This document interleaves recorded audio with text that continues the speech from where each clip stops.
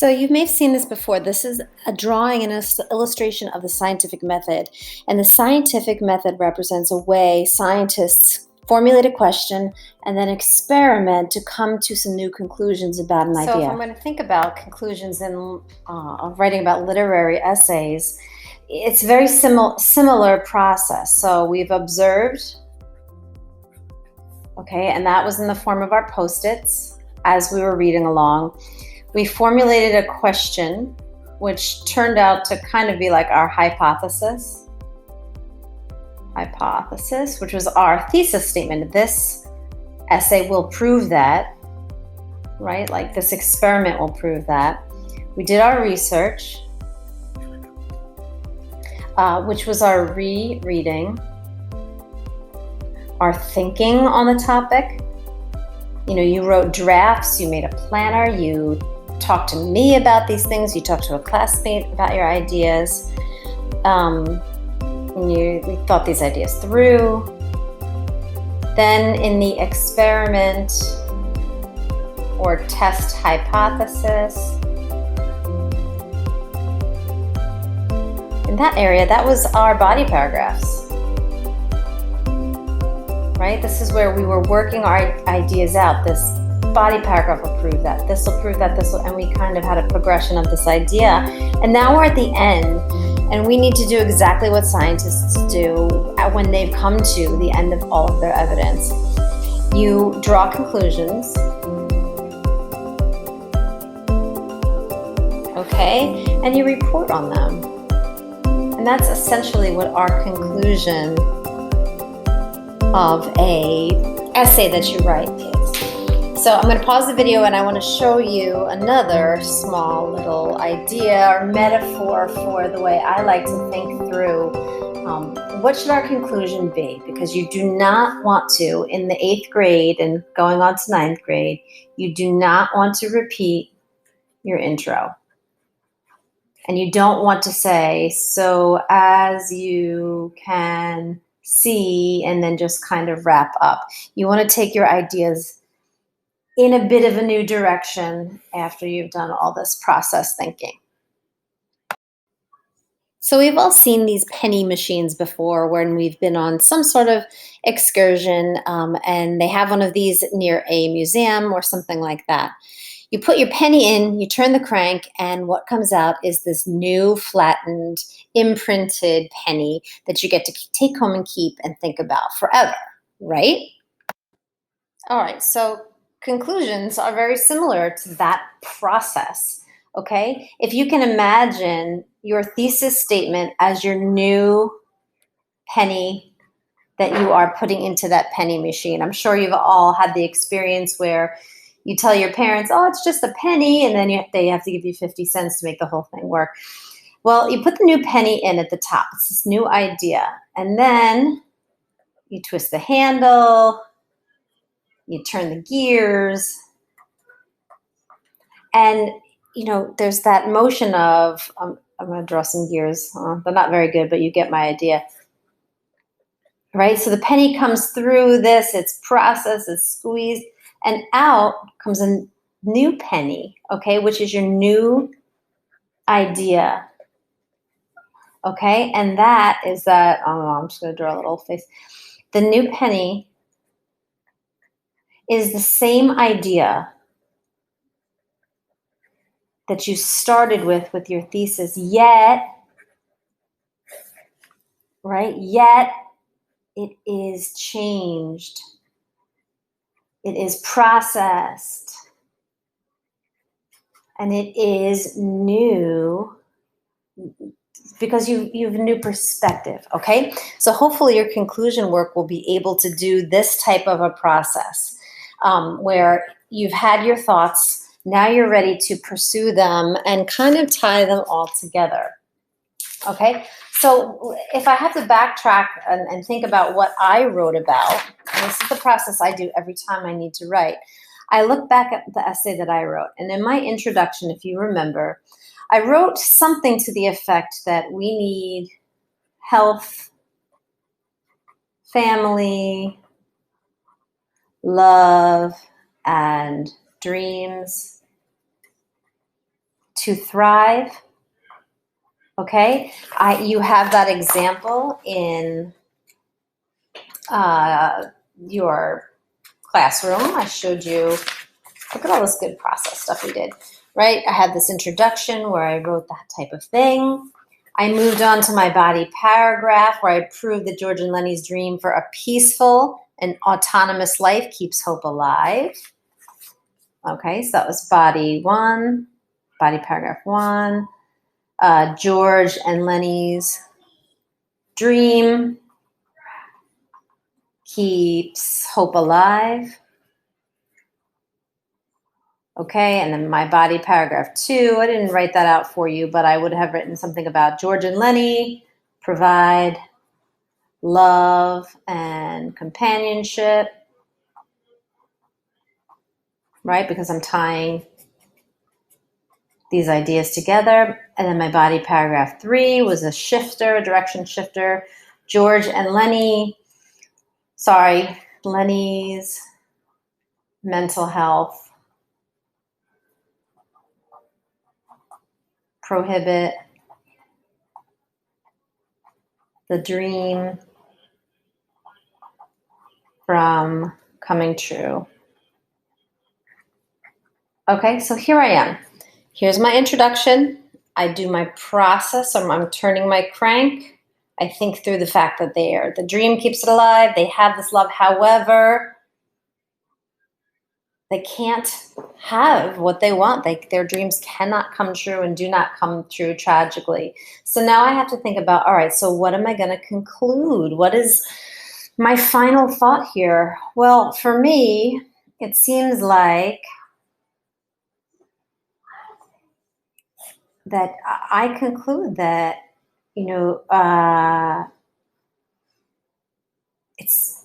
it's very easy to lose out on a dream due to circumstances you cannot control.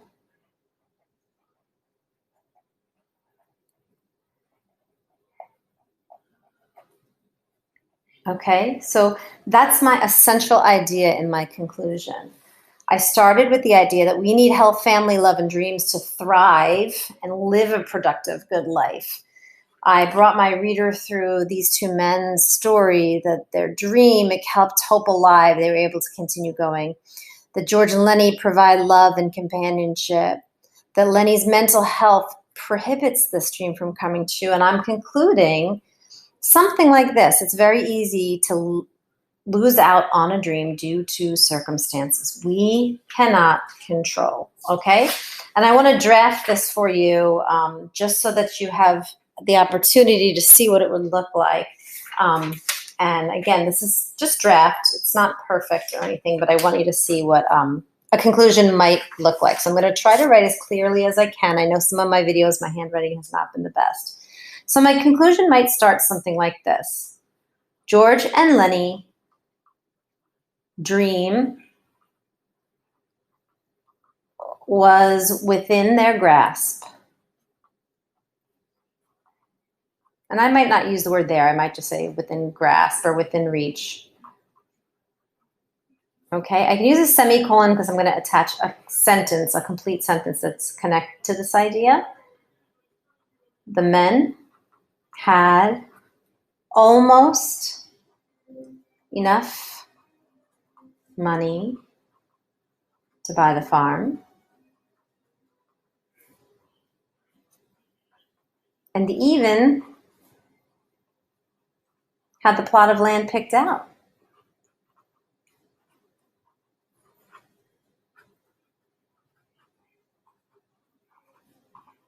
Okay, and here's my favorite word. Yet, all men's dreams do not always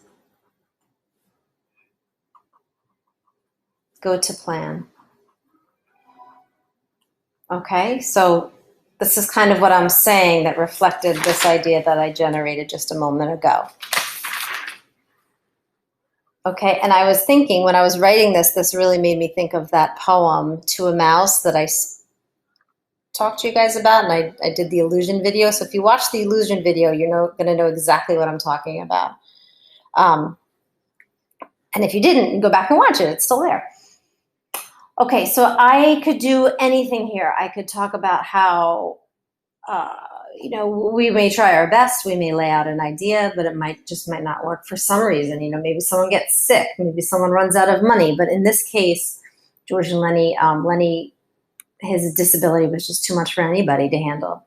Okay, and I thought it would be a cool idea to weave back to the illusion, the poem Two Mice and Men. Sorry, To a Mouse. So I can write something like this, and you don't need to do this at all. This is just something I'm doing that you can try if you want to, but you don't have to at all connect to this illusion. As Robert Burns wrote 300 years ago,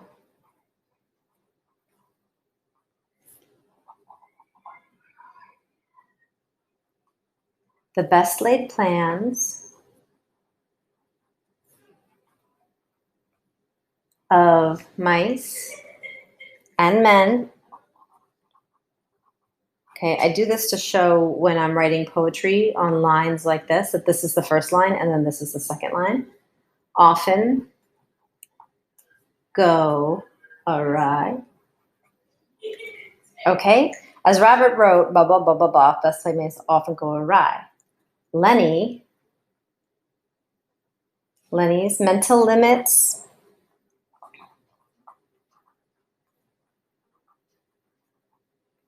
and George's inability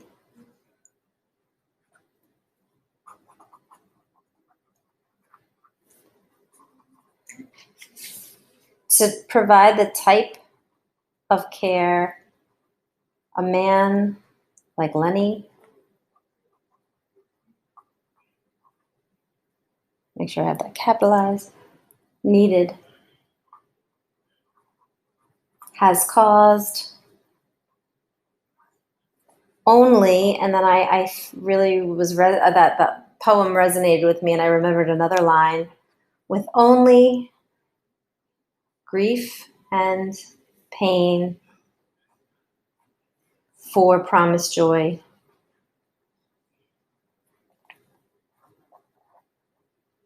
Okay, and I could, if I wanted to, the period goes out here, Burns's name in here, but I know my audience. You're my audience. You've read this poem. You don't necessarily have to cite that. That's going a little bit overboard, but you could.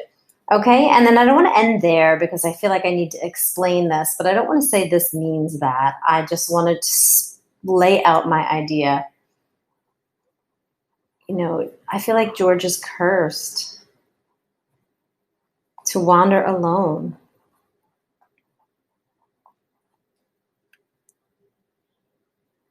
And work and toil